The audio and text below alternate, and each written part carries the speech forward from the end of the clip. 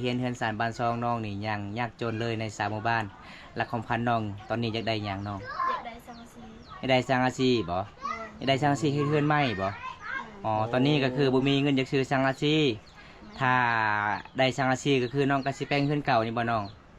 ได้เหมือนกันอ๋อแล้วก็เฮ็ดเฮือนใหม่เลยอ๋อโดยของพันน้องตอนนี้อยากได้สังกะสีเนาะของพันที่สองน้องอยากได้หยังแน่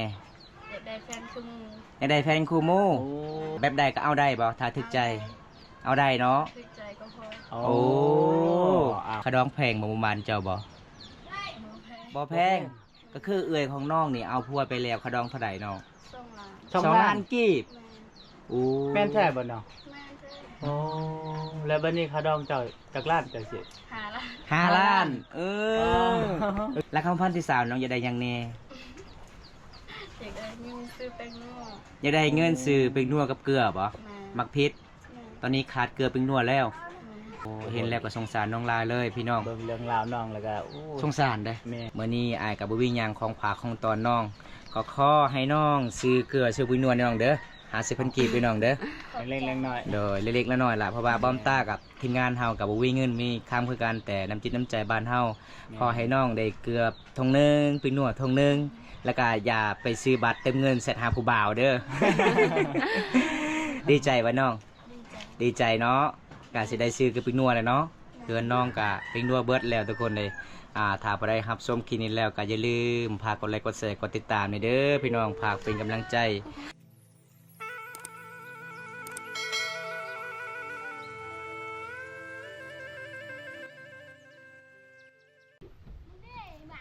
เอากับสวัสดีทุกคนสบายดีบริการยามตอนเช้าทุกคนเลยมื้อนี้บอมตากสิพาทุกคนหลายๆคนที่เข้ามาติดตามของโซมื้อนี้ไปหยอกไปเล่นอยู่เฮือนสาวอันนี้ยังทุกคนสาวลาวหมู่บ้านนี้เด้ปกติบอมตากะไปเยี่ยมไปยามกะบ่ได้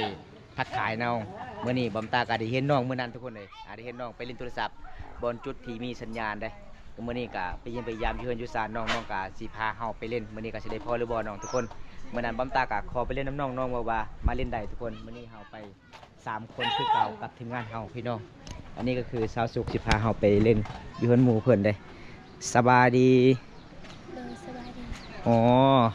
มื้อนี้สิพาอ้ายไปทางใดอ๋อไปลินเนี่ยอยู่เฮือนซาวเนี่ยอ๋อไปเรียนอยู่เฮือนสาวนี่หยังบ่สาวเนี่ยก็คือเป็นหมู่ครูของน้องบ่อ๋อเพราะว่ามื้อนั้นเฮาก็ได้พอบอลน้องเล่นโทรศัพท์เนาะอันนี้คือน้องสุขสาวลาวเขาบางกองบ่แม่อ๋อเปิดซองแต่ดนเลยบ่น้องบ่ฮอดเดือนนึงเลยบ่ แม่อ๋อฝากกดติดตามหน่อยเด้อทุกคน FC บามตาฝากเป็นกำลังใจให้น้องเพื่อนแน่เพื่อนหาก็เปิดช่องใหม่ๆขอให้น้องมีรายได้นะทุกคนนะเพราะว่าน้องๆกะหาเงินหาคำมาเป็นทุกคนเลยบ่ได้ไปเฮ็ดงานแน่อยู่เฮือนอยู่ซานกับบ่มีไผเฮ็ดเวียกก็เลยน้องกะมาเปิดซองกะฝากเป็นกำลังใจให้เพื่อนแน่ทุกคนเลยฝากกดติดตามถึกอกถึกใจกะติดตามซอยเพื่อนแน่เด้อพี่น้องเลยสาวน้องสุขสาวลาวพับมังกรเนาะภาษาน้องภาษาลาวหรือภาษาไทยภาษาไทยภาษาไทยอ๋อน้องสุขสาวลาวคือภาษาไทยถ้าผู้ใดอยากกดติดตามช่องน้องคือพิมพ์ไปเลยน้องสุขสาวลาวเนาะฝ่าวมองกองเลยทุกคนฝากเป็นกำลังใจด้วยพี่น้องอันนี้ก็คือเฮาไปกับทีมงานเฮาคือเก่าสบายดีเด้อสบายดีทุกคนที่ติดตามรับชมนะฝากได้เลยทุกคนเด้อบ่ใส่กันลุยเต็มที่กับชิกับนั่นแหละทุกคนอ๋อเดินทางชนบทตลอดเนาะโตจนจอยเลยอดข่าวอดน้ำโดยทุกคนอันนี้เป็นบ้านซ้อนี่ยังบ่โอ้บ้านซ้อนี่ยังทุกคนเฮากะมาเยี่ยมมายามมื้อนี้กะสิได้พอแล้วน้องเฮากะโดนแล้วบ่ได้ทักทายน้องเห็นแต่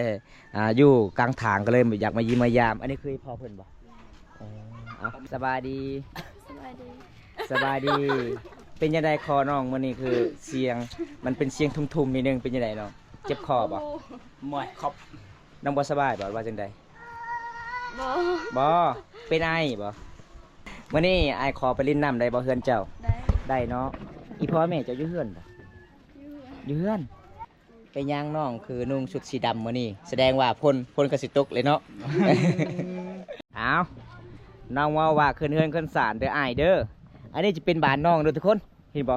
คันยามหน้าหนาวนี่คันลมพัดน่าจะปีหมดเลยทุกคนเห็นบ่เพราะว่าเขาเจ้าแอร์มันนี่มันก็สีมูลมันแล้วพี่น้องโอ้เบิ่งบ่ใส่เบิ่งเฮือนน้องทางนี้เบิ่งนี่แม่นโอ้ทุกคนเลยสิอยู่จังได๋ทุกคนเป็นครัวบ่โอ้ปา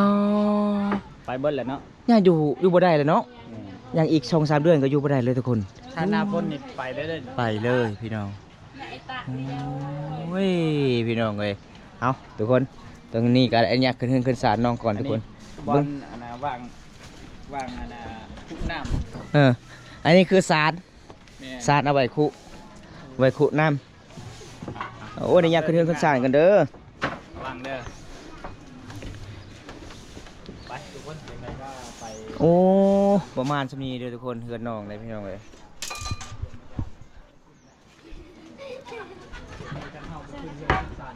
ใส่น้องว่าไอ้พ่อไอ้แม่น้องอยู่เฮือนมื้อนี้ เข้ากำนันด้วยกัน ฮะ แม่คอย บ่น้องสาวเนี่ยเวลาเจ้านอนนี่เจ้านอนอยู่ไสเบิ่งเฮือนน้องนี่บ่มีเลย นอนอยู่นี่นะ นอนอยู่นี่บ่โอ้ก็คือไอ้พ่อไอ้แม่ได้นอนอยู่ไส กันนอนน้ำกัน นอนนำกันอยู่นี่อิงอยู่นี่เลย แม่ ไปพาไปเบิ่งอยู่ทางโน้นเนาะไปโอ้ยทุกคนเลยเบิ่งนี่พี่น้องเห็นแล้วก็สงสารน้องลายเลยพี่น้องป้าอันนี้บ่แม่นน้องบ่ได้มุ่งหญ้าค่าเลยบ่มีน้อง บ่มี บ่ตะกี้น้องมุ่งอยู่บ่ บ่ มุ่งเลย หลังจากเฮ็ดแล้วก็คือบ่มีหญ้าค่าก็เอาไปแบบนี้เลย แม่ อ๋อสบายสิตากเสื้อผ้าอีกเนาะ โอ้เบิ่งทุกคนเป็นทางสร้างคอนเทนต์เลยทุกคนเพื่อนน้องประมาณสินี่เด้อพี่น้องเลยเห็นแล้วก็สงสารน้องหลายเลยสภาพเพื่อนอยู่นำกันจักคนน้องเพื่อนเจ้า 5 คน 5 คนบ่ โอ้ สั่ง40พันดอกบ่ใส่ แม่ เบิ่งเลยทุกคน ไปนอกมาแล้ว มุนหมดแล้วอ๋อพี่น้องเลยสงสารน้องหลายเลย มาเมื่อนี้อ้าวผ้าห่มน้องสินอนอยู่ไสเด้ผ้าห่มเด้บ่มี บ่มี บ่มี เครื่องของประมาณสินี่น้องเครื่องของเจ้าบ่ แม่ ยังรถทิพย์นะ ยังรถทิพย์ก็ขึ้นเฮือนเลย เฮ้ยเบิ่งนี่ทุกคน เอาไว้ บ่มีตีนทางหน้าเด้เขาเจ้าก็ยังเด็กน้อยรักก็เลยเขาเจ้าก็ขึ้นเฮือนขึ้นศาลพี่น้องเอ้ยโอ้เฮาบ่มีเงินมีคำเนาะ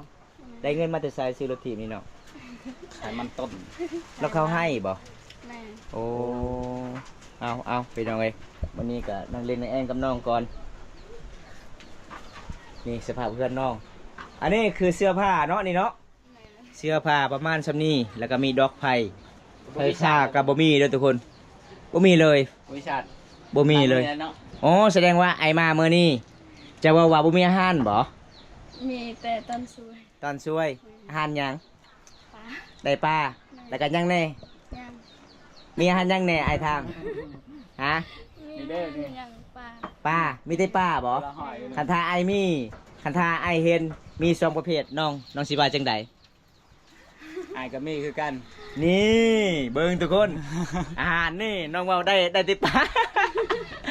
ได้หนูได้มดได้ปลาเด้อทุกคนนี่ล่ะพี่น้อง เขตชนบทส่วนหลายก็จะได้อาหารต้องว่าเอาไว้แบบนี้เลยพี่น้องเลยก็คือ บ่ฮู้คือกัน น้องกะตอนเช้ากับบ่ได้กินอาหารเนาะ แม่ ก็คือไอพ่อได้ต้นช่วยโอ้ทุกคนเลยอันนี้เป็นบ้านน้องเด้ออันนี้บ่อนเฮ็ดกินบ่น้อง แม่ เอ้าหม้อเจ้าประมาณชั่นี้บ่หม้อบ่ แม่ โอ้เบิ่งเลยทุกคน อันนี้คือน้ำใหม่เด้อ ปลาบัง อันนี้คือเขาเจ้าตำมักเฟสกินแบบนี้เลยพี่น้องนี่น้ำใหม่กินข้าวกินน้ำแบบนี้ล่ะพี่น้องสนวัดรูบ้านเฮาเด้อทุกคนเฮือนแสนบ้านซองเขตชุมพรรูมังกรบ้านเฮากะจะซ้ำบ้านเฮาล่ะพี่น้อง พิงครับ อ้ายได้ยินแวบๆน้องเอิญก่อนอายสิลองเฮือนน้องก่อนอายสิลองเฮือนน้องเอิญมาจังได กินข้าวก่อน กินข้าวก่อนบ่ แม่ โอ้ใจดีเนาะเจ้าเนาะขณะเอิญสารบ้านซองน้องประมาณชั่วนี้นี่พี่น้องใจดีเลยพี่น้องเอ้ยน้องเอิญกินข้าวกินน้ำก่อนก็คือน้องกะสิย่อให้อายกินข้าวกินน้ำบ่ ทำบ่กินบ่ได้บ่น้อง คำกินหนึงบ่ได้บ่น้อง บ่ได้ ไอ้ลงเลยบ่ได้ ประเพณีบ้านเฮาเนาะ โอ้ เฮือนเฮาทุกกะยาเนาะคันว่าบ่ว่าจะเป็นแขกขึ้นเฮือนก็คือต้องย่อผ้าขาวเฮากิน นี่แหละทุกคน โอ้ใจดีเด้อพี่น้องแม่นผู้ใดน่ะน้องสายเจ้าบ่ บ่มี บ่แม่นเบิ่งทุกคนสาวหมู่บ้านแนมเบิ่งแต่ตารางเฮือนก็เฮ็ดนี่พี่น้องเอ้ยเฮือนน้องก็ประมาณซุมนี้เด้คันถ้ามีผู้ใหญ่ใจดีอยากซอยน้องสังกะสีน้องก็สิ ตัวเยอะเอง อีหยังเถอะนะเออเอาบ่ถึงบ่โอ้ เตอะๆเลย เพิ่นว่าเถอะเลยจวยเลย นะทุกคนมื้อนี้น้องกับเพิ่นใจดีแล้วทุกคนในคืนเดือนคืนจานน้องบอกว่าจีย่อเขาบ่มีอีหยังกะยามักพริกกันน้องบอกว่าต้องจำได้อายกันในคืนเดือนนะครับแต่ว่ามื้อนี้เพิ่นมีป้าทุกคนก็คือเสียบ่เคยเอิ้นเนี่ยพี่เสียเด้ออากาศเนาะ บางข่อยเอิ้นเสีย อ๋อ ขาอากาศเลยเขาว่าปืนแน่นอน เอานี่ละพี่น้องเอ้ยวิถีชีวิตสาวอันนี้ยังคนสวยเด้อทุกคนเป็นหมู่บ้านของสาวสุขผู้สาวหมู่บ้านทางสุขมีทุนงามเนาะ แม่น ทางงามทำใจดีทางขยันเด้อพี่น้อง อ๋อทั้ง ถ้าผู้ใดเป็นแฟนเขตนี่บอกเลยว่าบ่ผิดหวังหมู่บ้านน้องนี่เฮือนน้องนี่ผ้าห่มกับบ่มีทุกคนเลยเห็นแล้วก็สงสารเด้ช่วงนี้ใกล้สิฮอดหน้าหนาวพี่น้องเดือน12ธันวาเลยทุกคนเลยลำบากหลายเลยขนาดน้องลำบากคำนี้น้องก็ใจดีต้อนรับเป็นอย่างดีเอาหนูเอาปลามากิน จะหนาวว่าเช้าเนี่ย หนาวเนาะ ให้เราย่างมือแล้วอยู่ หนาวก็อดเอาบ่ แม่ ข่าวบ่ฮักก็อยู่เฮือนแบบนี้เนาะ แม่ เอาทุกคนมือนี้ก็จะพาทุกคนมาเบิ่งวิถีชีวิตเศร้าอันเนียงเลยทุกคนเลยว่าเป็นจังใดใส่ชีวิตแบบใดหั่นนะให้อัปเดตให้ทุกคนได้ชมนํ ปลารถทิพย์เจ้าสิลงแล้วแล้วที่ว่าโอ้ยข่อยสิลงตารางแล้วเด้อบ่มีไผขี่แล้ว น้องเฮ็ดหยังดังไผสิปิ้งป่าบ่อ๋อ มันก็บกเลย แม่นเลยทุกคนบ่น้องโอ้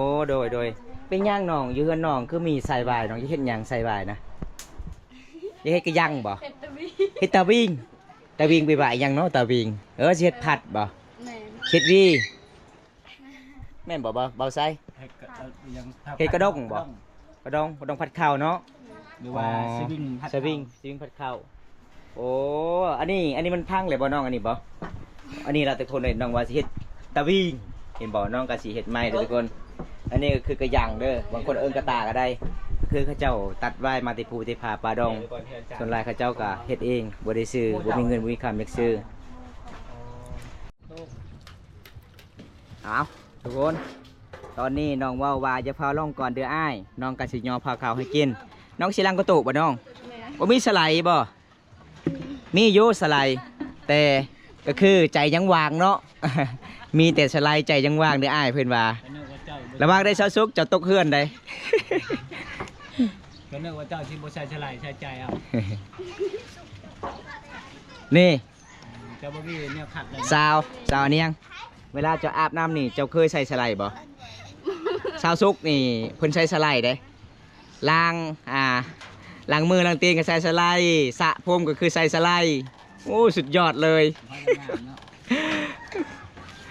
เอาทุกคนเฮือนซาบันสองน้องประมาณ10นี้แต่น้องกะตอนหับเป็นอย่างดีมันเป็นตามประเพณีเลยทุกคนประเพณีเฮ็ด12ของ14จุมพามงกองโอ้ยเห็นแล้วก็สงสารน้องหลายเลยเฮือนซาบันสองน้องประมาณ10นี้ได้แต่น้องก็ใจดีพี่น้องอีพอยแม่เพิ่นมื้อนี้กะออกให้ออกส่วนมีแต่เพิ่นอยู่ผู้เดียวอยู่ทางตารางเครื่องก็คือเขาเจ้ากะสิเอาไว้เฮ็ดฟืนดังไฟอันนี้คือลำยังบองนะทุกคนลำยังบองหลังจากเขาเจ้าออกเปลือกยังบองแล้วเขาเจ้าก็ต้องตากมันแห้งเฮ็ดฟืนดังไฟของสุภาพบุรุษบ้านเฮากับบริษัททานเงิน3,000 2น้องประมาณซำนี้แต่น้องก็ยอมรับใจดีหลายเลยพี่น้องสุดยอด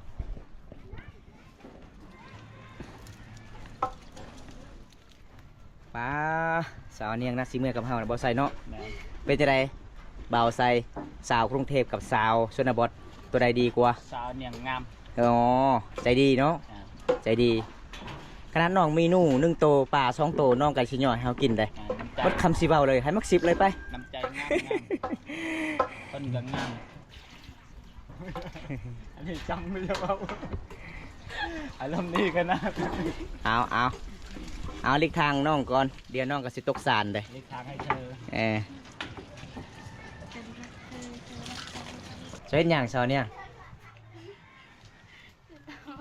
ตาม กลอเตี้ยว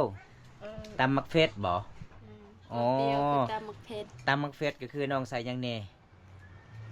ใส่ เจ้าอากาบ่ได้ใช้เกลือบ่เออ เจาะเตียวเจาะบอย เออใส่เตียว แปง เจ้าเตียวเจ้าบอยใส่เกลือใส่ปิงนัวเนาะ ตอนนี้ก็เห็นเราใส่อันน้ำพก เจะใช้หยังหลาย ใส่ลายคือเกลือเนาะ บ่เช้าเนี่ยคันมีผู้ใหญ่ใจดีอยากช่วยน้องนี่สังอาชีพประมาณจักแฟนน้องฮอด20แผ่นบ่ กว่าแล้ว น่า25แผ่นเนาะ ประมาณ 25แผ่นนะทุกคนเพื่อนน้องประมาณ สาว นี้ บ่าย สบาย ถ้าชื่อ30ก็บ่ผิดอ่ะ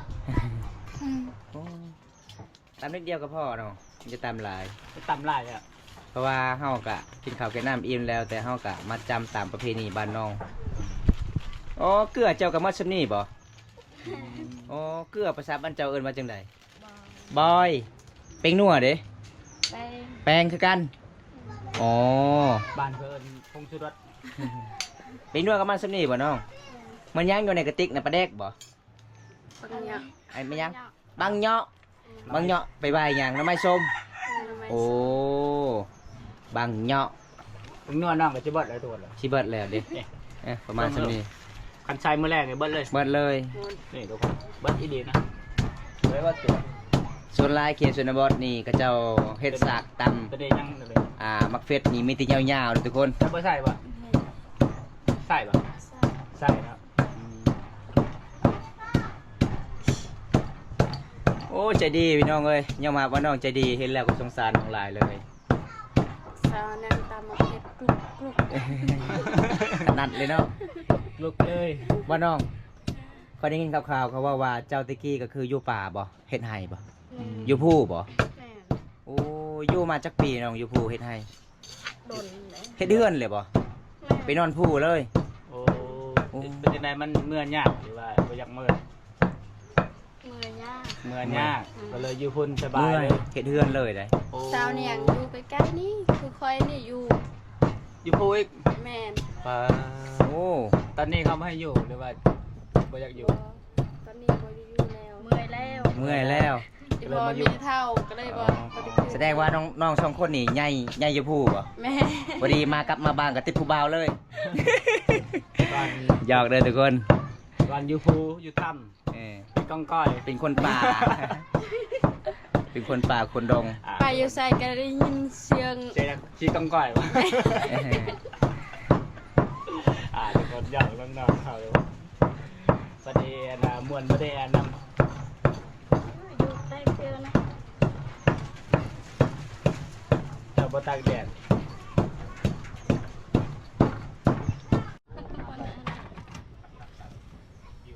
โอ้ยน้องสีเมื่อยหลายเด้อทุกคนเลย คนกุ้มๆเลยเนาะ ป่าปอมตาเกือบตกเฮือนน้องเลยทุกคน เบิ่งนี่ประมาณสักนี้เลยพี่น้อง อันนี้ก็คือดินเลยเด้เห็นบ่โอ้ยพี่น้องเห็นแล้วก็สงสารน้องหลายเลย น้องก็เป็นเสาหลักของครอบครัวเอ้ยเพื่อนก็คือเอาผัวปะแล้วขะดอง2 ล้านน้องเบาตัวนั้นทุกคนเลย อันนี้น้องกับสิปิงปลาแล้วก็ปิงโนชิยอให้เฮากินมันเป็นตามประเพณีพี่น้องเฮาก็มาพายบอกเจ้าป่าเจ้าเขาดินดอนตอนหญ้าให้คุ้มครองเฮาเดินทางมานี่ก็ขอให้ปลอดภัยเด้อทุกคนมันเป็นตามประเพณีบางคนก็บ่ฮู้จักว่าเป็นหยังเขตชนบทนี่ยูทูบเบอร์เวลามาเฮือนชนบทกินข้าวกินน้ำมันบ่แม่นทุกคนมันเป็นตามประเพณีเด้อพี่น้องอย่าดราม่าถ้าหนุ่มๆหลายๆคนเคยมาชนบทเขาเจ้าก็ต้องเข้าใจนำกันพี่น้อง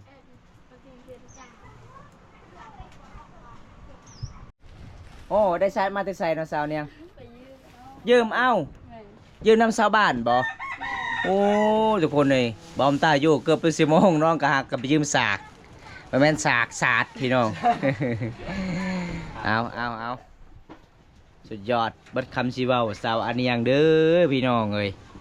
เกิน3 บ้าน2น้องแสงตะเวนก็ได้2ตะเวนก็ได้2 เดือนก็ได้เด้อการฮ้อนแต่เจ้าก็ยังหนาวจะเว้า แล่ล่ะบ่ ตำลายเนาะยานายบุญตาบุอิ่ม เต็มถ้วยเลยมังพริกเรา มังฟิดจะปลูกมาแต่ไห้บ่ แม่ โอ้น้องปลูกมาที่ไห้เด้อทุกคน น้ำปลาแดกบ่นบ่น้อง น้ำปลาป้าบ่ น้ำปลามันเป็นน้ำปลาป้า เยอะตามแอนทั้งเดือน ยังนั่นจะว่านะ ความสิแซ่บเผ็ดนี่ แซ่บแล้ว แซ่บ พี่มือเจ้าเฮ็ดมันก็แซ่บแล้วน้องเอ้ยเอาเพิ่นตำมักเฟ็ดแล้วน้องก็สิปิ้งปลากับหนูวายเพิ่นใส่กับดับคืนนี้ทุกคน โอ้อีพ่อจะเจ้าไปใส่เองครับเนี่ย อีพ่อบ่อ๋ออีพ่อบ่น้องเวลาน้องเฮ็ดกินนึ่งข้าวเปล่าไผ่นี่บ่ได้ไหม้บ่แม่นปูบ่แม่นแม่นปูแป้นปูนี่บ่ได้ไหม้บ่ แมนพู บ่เนาะโอ้ยขอยย่านนี่น้องเบิ่งเฮือนน้องนี่แนมเบิ่งซีละน้องก็ได้ทุกคนเบิ่งทางนู้นก็เป็นซีละน้องเลยพี่น้องมันเป็นแก่งเลยทุกคนเลยเห็นบ่ลมมาแต่ซีละน้องมันก็แห้งพัดเข้ามาเฮือนน้องชุมพอ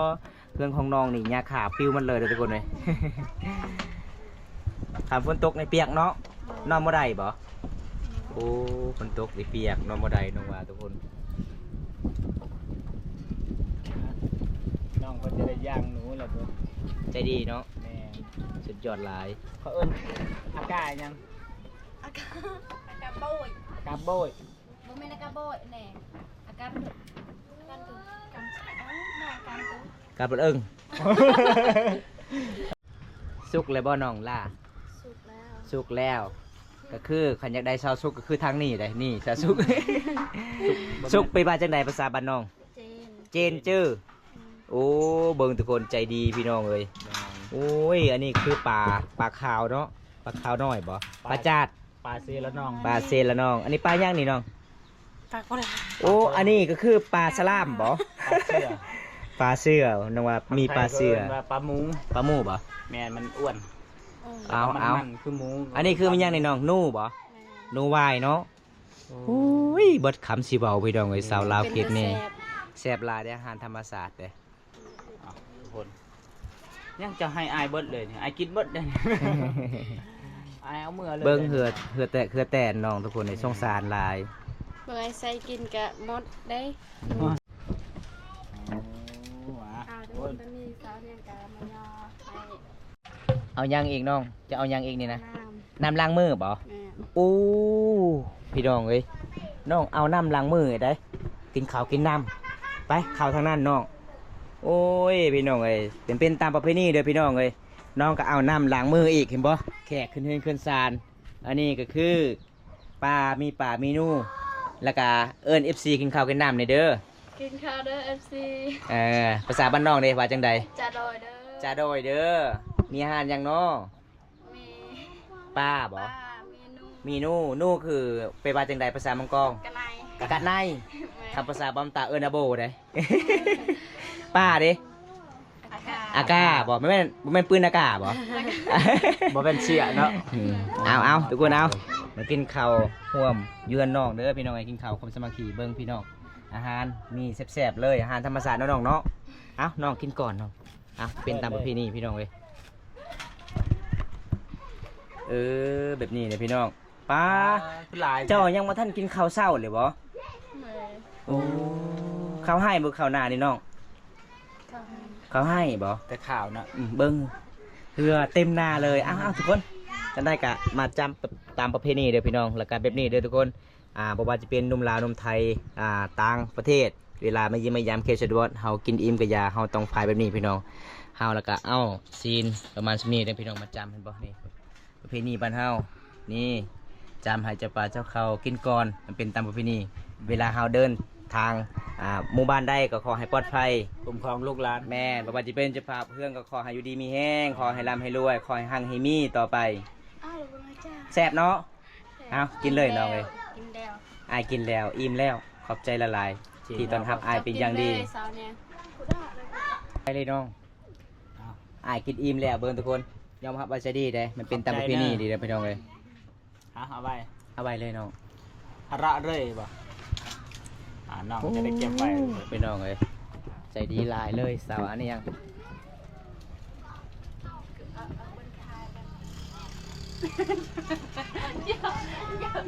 โอ้เทิงเลยบ่ บ่ได้ตกบ่น้องมันตกได้น้องเอ้ยยะมันตกบ่ได้ตกบ่ บ่ต้อง น้องเคยเอาไว้แบบนั้นบ่ โอ้ น้องเคยใส่แบบนั้นเด้อทุกคนเมื่อนี้ก็ขอขอบใจหลายตอนหับอ้ายเป็นอย่างดีเด้อวันนี้ทีมงานเฮา3คนมาเยี่ยมมายามน้องกับบ่มีหยังหลายสิมาของมาฝากน้องได้บ่น้อง ก็คืออ้ายเฮียนเฮือนสารบ้านซองน้องนี่ยังยากจนเลยในสามหมู่บ้านและของพันน้องตอนนี้อยากได้หยังน้อง อยากได้สังสี อยากได้สังอาชีบ่อยากได้สังอาชีเฮ็ดเฮือนใหม่บ่อ๋อตอนนี้ก็คือบ่มีเงินอยากซื้อสังอาชีถ้าได้สังอาชีก็คือน้องก็สิแปลงเฮือนเก่านี่บ่น้อง ได้เหมือนกัน อ๋อ แล้วก็เฮ็ดใหม่เลย อ๋อ โดยความพันน้องตัวนี้จะได้ช่างซี่เนาะ ความพันที่สองน้องจะได้หยังแน่ อยากได้แฟนคือหมู อยากได้แฟนคู่หมู่ โอ้ เพราะว่าผู้บ่าวแบบใดก็เอาได้บ่ถ้าถึกใจ เอาได้เนาะ คือใจก็พอ โอ้ อ้าว คันน้องเว้าว่าความพันน้องอยากได้แฟนคือหมู่นี่เขาดองแพงบ่ประมาณเจ้าบ่ หมูแพง บ่แพง ก็คือเอื้อยของน้องนี่เอาผัวไปแล้วเขาดองเท่าใดน้อง ส่งหลาน ช่องล้าน กีบ แม่ โอ้ แม่นแท้บ่เนาะ แม่เธอ โอ้แล้วบัดนี้ค่าดองเจ้าจักล้านจังสิ หาละ 5 ล้าน เออ อ๋อ ก็คือขึ้นไป3 ล้านเด้ แม่นทุกคน โอ้โดย โอ้ โดย ถึกเนาะค่าดองแพง แล้วคำพันที่สามน้องอยากได้หยังแน่ อยากได้เงินซื้อแป้งนัว อยากได้เงินซื้อเป็นนัวกับเกลือบ่ มา มักพริษ แม่ ตอนนี้ขาดเกลือเป็นนัวแล้ว แม่ โอ้พี่น้องเอ้ย อ่ะ สงสารน้องลาย สง เล สาร ย อีหลี พี่น้องเอ้ยคมพันน้องก็คือมี3คมพันเนาะยังได้สังสีเฮ็ดเฮือนแล้วคมพันที่2ยังได้แพงคือหมู่คู่คมพันที่3ก็คืออยากได้เงินซื้อเกลือซื้อเป็นนัวเนาะ แม่ โอ้พี่น้องเพื่อนเจ้านี่มีแต่เจ้าผู้หญิงบ่เอ้ยบ่ แม่ อ๋อแล้วก็จะมีน้องสายบ่มีบ่ นี่ มีจักคนน้องสายเจ้า น้องตัว 1 คน แม่ โอ้ โอ้คือแสดงว่าน้องนี่เป็นเสาหลักของครอบครัวเนาะช่วยเวียกอีพ่ออีแม่เนาะโอ้เห็นแล้วก็สงสารน้องลายเลยพี่น้อง เบิ่งเรื่องราวน้องแล้วก็โอ้ สงสารเด้อ แม่ มื้อนี้อายมาเยี่ยมมายามเจ้าบ่มีหยังหลายเด้อกะขอขอบใจละลายที่เล่าเรื่องราววิถีชีวิตน้องมื้อนี้อายก็บ่มีหยังของฝากของตอนน้องก็ขอให้น้องซื้อเกลือซื้อปุ๋ยนวลให้น้องเด้อ50,000กีบให้น้องเด้อ เล็กๆน้อย โดยเล็กๆน้อยๆล่ะเพราะว่าบ้อมต้ากับทีมงานเฮากับบ่มีเงินมีค้ำคือกันแต่น้ำจิตน้ำใจบ้านเฮาพอให้น้องได้เกือบทงหนึงปุ๋ยนวลทงหนึงแล้วก็อย่าไปซื้อบัตรเติมเงินเสร็จหาผู้บ่าวเด้อ ดีใจวะน้อง ดีใจ ดีใจเนาะกาสิได้ซื้อกับปิกนัวเลยเนาะเตือนน้องกะปิกนัวเบิดแล้วทุกคนเลยถ้าบ่ได้รับชมคลิปนี้แล้วก็อย่าลืมพากกดไลค์กดแชร์กดติดตามนี่เด้อพี่น้องพากเป็นกำลังใจทีมงานเฮาเล็กๆน้อยๆพี่น้องเอ้ยเอาคลิปหน้าพบกันใหม่เนาะขอกล่าวคำว่าสบายดีบ๊ายบายเอาทุกคนจะได้บอมตากัดสิปิดไว้สุดนี้ก่อนพี่น้องคลิปนี้กับบุมีหยังหลายสิพายไปสิได้รับชมแต่ตอนจนจบถ้าบ่ได้รับชมคลิปนี้แล้วก็อย่าลืมพากกดไลค์กดแชร์เด้อพี่น้องเอ้ยก็ขอให้อยู่ดีมีแรงก็ขอให้ร่ำให้รวยบ่ว่าจะเป็น FC เก่า FC ใหม่ในประเทศต่างประเทศอันนี้เป็นบ้านของน้องเนี่ยพี่น้องเอ้ยน้องสาวอาเนียงคนงามในหมู่บ้านน้องทางขยันทางงามทางใจดีมื้อนี้บอมตากับบุมีหยังมาแบ่งปันความรอยยิ้มให้น้องๆขอให้น้องได้เสือกับพี่นัวพี่น้อง50,000กีบเด้อทุกคนเด้อบอมตากับบุมีเงินบุมีคำคือกันแต่ช่วยกันพี่น้องเอ้ยพอให้น้องมีความรอยยิ้มในหนึงพี่น้อง แต่ได้บอมตากาสิกลับขึ้นกับสารเด้อทุกคนเลยคลิปหน้าพบกันใหม่ขอกล่าวคำว่าสวัสดีครับผมบ๊ายบายไปกันเด้อ